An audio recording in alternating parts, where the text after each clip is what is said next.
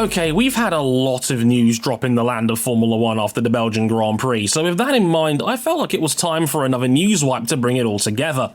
So in this edition, another management reshuffle at Alpine and a potential replacement for the departing Esteban Ocon as he confirms a Haas move.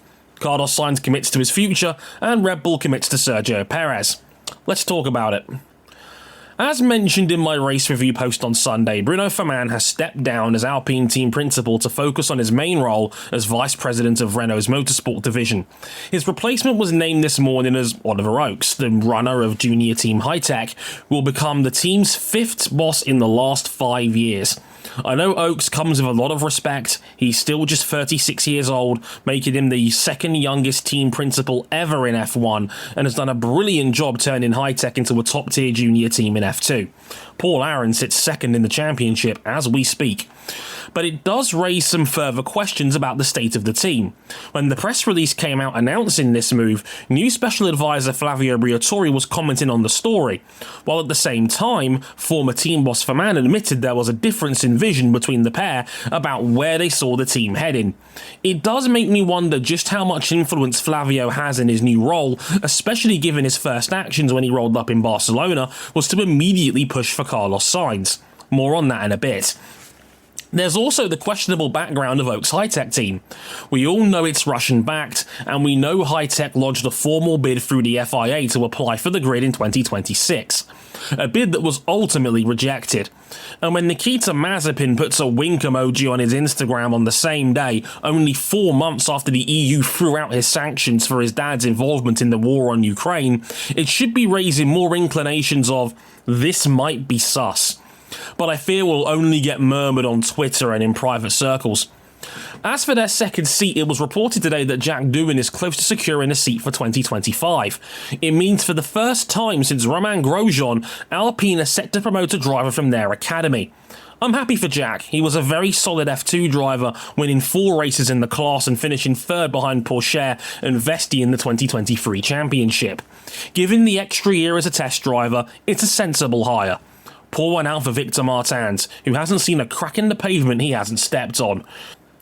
Sainz to Williams? After 6 months of being the number one name on F1's free agency big board, Carlos Sainz finally announced where he was heading for 2025, and it turns out he chose Williams, signing with Grove on what seems to be a 2+X years contract, given the language of 25, 26 and beyond has been used to describe the deal.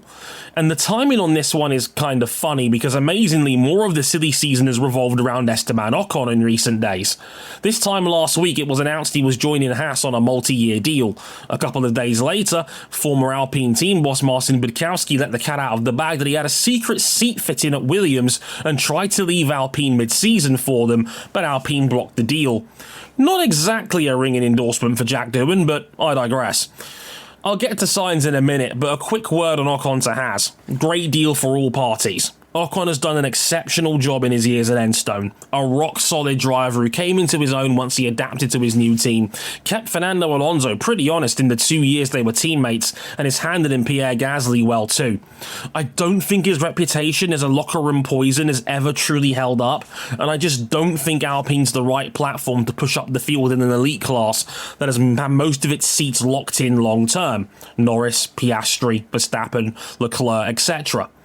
Haas are a team riding the crest of a wave.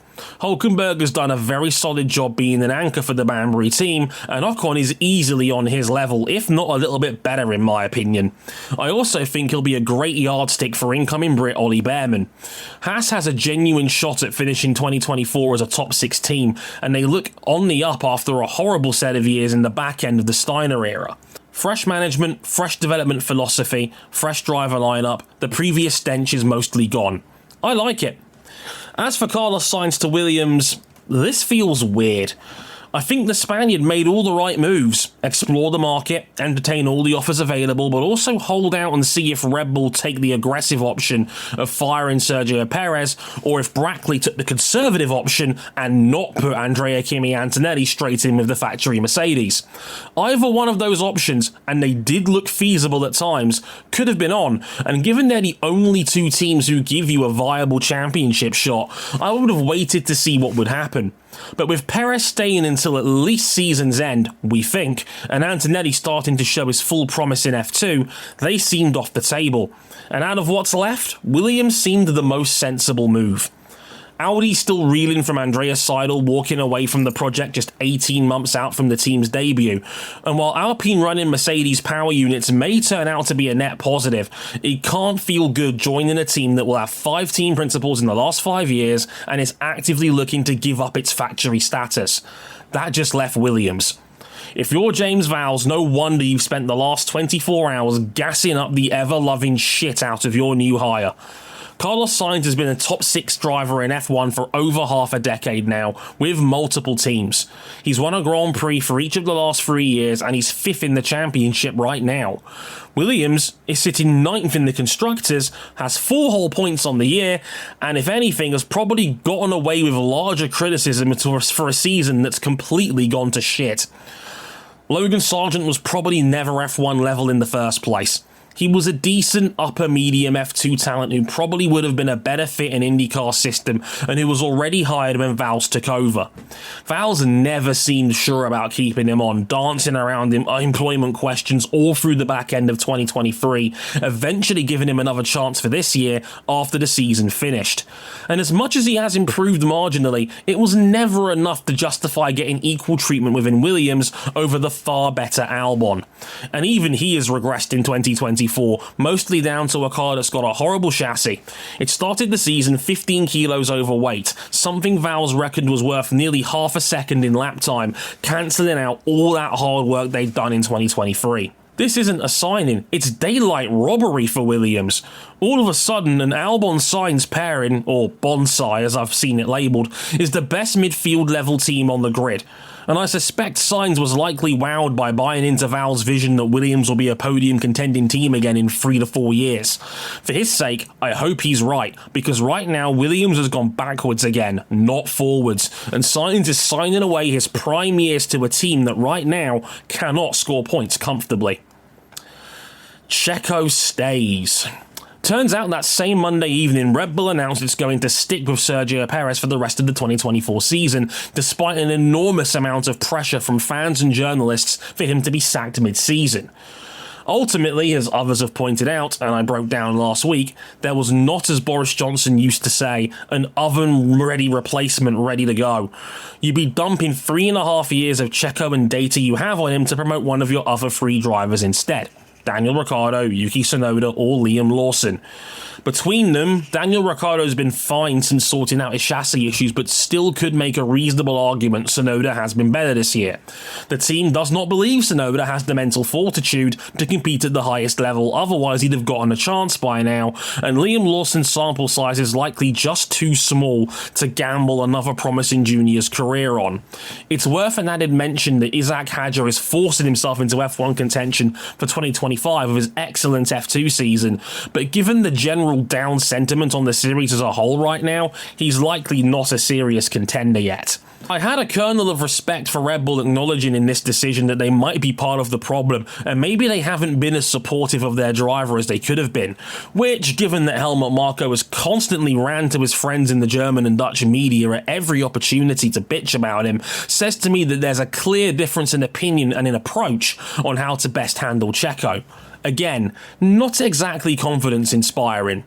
But what's jarring to me, and something that I feel should be talked about more, is the greater landscape of Red Bull as an umbrella. Think about it. Sergio Perez has scored 28 points in his last 8 Grand Prix, and has had somewhere between the best and second best car on the grid. That's 3.5 points per round. And there was a tangible, plausible argument on outright performance, he's still the second best driver in your camp.